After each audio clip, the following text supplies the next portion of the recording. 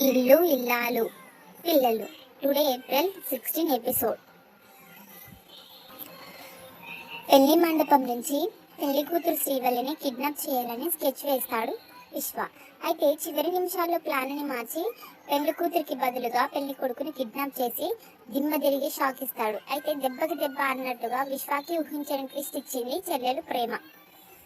మీరు కనుక నా ఛానల్ని ఫస్ట్ టైం చూస్తున్నట్లయితే ప్లీజ్ సబ్స్క్రైబ్ చేయండి. మీ సపోర్ట్ నాకు చాలా హెల్ప్ అవుతుంది. చందుని కిడ్నాప్ చేసింది విశ్వనే అని ఫిక్స్ అయిన ధీరజ్ ప్రేమలు అతన్ని వెతికే పనిలో పడ్డారు. మేకప్ వేయడానికి వచ్చిన బ్యూటీషియన్ సాయంతోనే చందుని కిడ్నాప్ చేశారని కనిపెట్టేసిన ప్రేమ ఆమెను పట్టుకొని 4 పీకేసరికి నిజం చెప్పేస్తుంది. అయితే చందును ఓ ఇంట్లో దాచిపెట్టాం అని అక్కడికి తీసుకుని వెళ్ళి ప్రేమ ధీరజులను బోల్తా కొట్టించి వాళ్ళని ఆ గదిలో పెట్టి తాళం వేసి పారిపోతుంది బ్యూటీషియన్. ఇక ఈరోజు ఏప్రిల్ 16 ఎపిసోడ్ రాత్రి ప్రసారం కాబోయే ఎపిసోడ్లో ఏమైందంటే, గదిలో బందీలుగా మారడంతో తప్పించుకునే దారి లేక ధీరజ్ కన్నీళ్లు పెట్టుకుంటాడు. మా అన్నయ్య పెళ్లి ఆగిపోయినట్టే, మనల్ని నమ్మించి మోసం చేసింది అని బాధపడతాడు.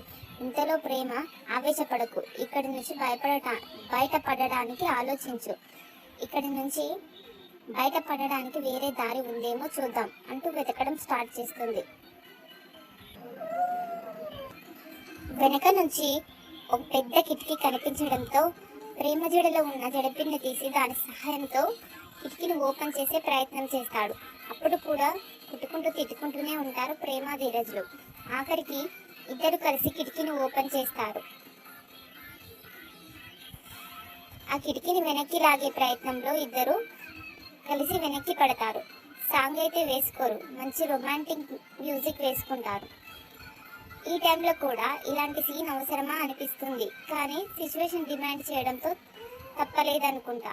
మొత్తానికి కిటికీని ఊడవీకి ఇద్దరు అక్కడి నుంచి బయటపడతారు. ప్రేమను చేయి పట్టుకొని ఆ కిటికీల నుంచి కిందికి దింపి గోడ దూకించే ప్రయత్నం చేస్తాడు. ధీరజ్ బాగానే గోడ దూకేస్తాడు, కానీ ప్రేమ గోడపైనే ఉండి నేను దూకలేనని అంటుంది. దాంతో ధీరజ్ ప్రేమని ఎత్తుకొని గోడ దూకిస్తాడు. అయితే ఈసారి మాత్రం సాంగ్ తప్పలేదు. ఇలరాజుని ఇలరాణిని కలిపింది కదా సిరి వెన్నెల అంటూ సాంగ్ వేసుకుంటారు. ఇద్దరు ఒకరి కళ్ళల్లో ఒకరు చూసుకుంటూ చెలి మొదటి కళ అంటూ రొమాన్స్లో మునిగిపోతారు.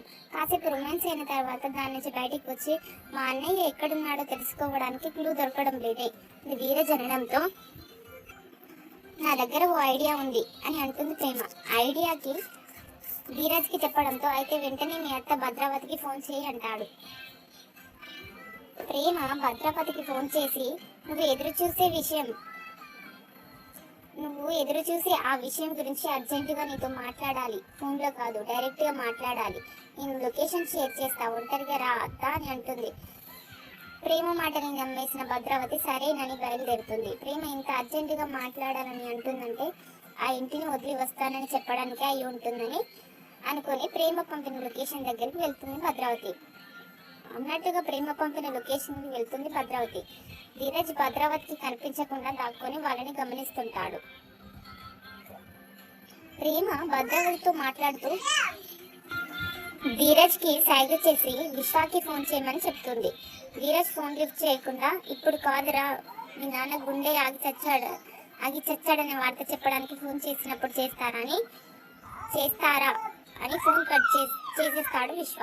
ఇక భద్రావతి విషయం ఏంటో చెప్పు ప్రేమ, ఏం మాట్లాడకుండా దిక్కులు చూస్తున్నావేంటి, ఏంటి నీ ప్రాబ్లం అని అడుగుతుంది. ఇంతలో ధీరజ్, ఏ ప్రేమ, మీ అత్త ఫోన్ తీసుకో అని సైగ చేస్తాడు. దాంతో ప్రేమ భద్రావతి ఫోన్ని తీసుకుని ఫ్రెండ్తో మాట్లాడి వస్తానని పక్కకు వెళ్తుంది. వెంటనే భద్రావతి ఫోన్ని ఫ్లైట్ మోడ్లో పెట్టేస్తుంది ప్రేమ. ఆ తర్వాత ధీరజ్, మీ అత్తని కిడ్నాప్ చేశాం అని విశ్వాకు మెసేజ్ పెడతాడు. అది చూసిన విశ్వ, అత్తని కిడ్నాప్ చేయడం ఏంటి అని భద్రావతికి ఫోన్ చేస్తాడు విశ్వ. అయితే పని చేయకపోవడంతో విశ్వ కంగారు పడతాడు. ఇంతలో సేనాపతి భద్రావతి ఇంట్లో కనిపించకపోవడంతో కంగారు పడుతుంటాడు. విశ్వ ఫోన్ చేసి అత్త ఫోన్ పనిచేయడం లేదు, అత్త ఎక్కడికి వెళ్ళింది అని అడుగుతాడు. ఏమో తెలియదురా, అత్త కనిపించడం లేదని అంటాడు. దాంతో విశ్వ నిజంగానే తన అత్తని ధీరజ్ గాడు నిజంగానే కిడ్నాప్ చేశాడని నమ్మేస్తాడు. మరోవైపు ముహూర్తం దాటిపోతుంది. తొందరగా పెళ్లి కొడుకుని తీసుకుని రావాలి అని పంతులతో పాటు పెళ్లికి వచ్చిన వాళ్ళు తెగ హడావిడి చేస్తుంటారు. రామరాజు అయితే నిన్న కుప్పకూలిపోయిన వాడు ఇంకా లేవకుండా అలాగే కుప్పకూలి ఏడుస్తూ ఉన్నాడు. మా మరిది మా ఆయన్ని పెళ్లి కొడుకుని తీసుకొని రావడానికి వెళ్ళారు, కాస్త ఓపిక పట్టండి అని సర్ది చెప్తుంది తెలివైన కోడలు నర్మద. మరోవైపు పెళ్లి కూతురు శ్రీవల్లి అయితే కన్నీటి పర్యంతం అవుతూనే ఉంటుంది. ఇటు వేదావతి అయితే ఏమండి, దేవుడంటే సాయం నమ్మక అంటారు అంటూ సూక్తులు అందుకుంటుంది. దేవుడంటే సాయం నమ్మకం అంటారు అంటూ సూక్తులు అందుకుంటుంది. ఇక రామరాజు, నాకే ఎందుకు ఇలా జరుగుతుంది బుజ్జమ్మ, పెదోడి పెళ్లి మొదలైనప్పటి నుంచి ఏదో ఒక గండం వెంటాడుతూనే ఉంది. నా పెద్ద కొడుకు గురించి నాకు బాగా తెలుసు, వాడు అలా చేయడు.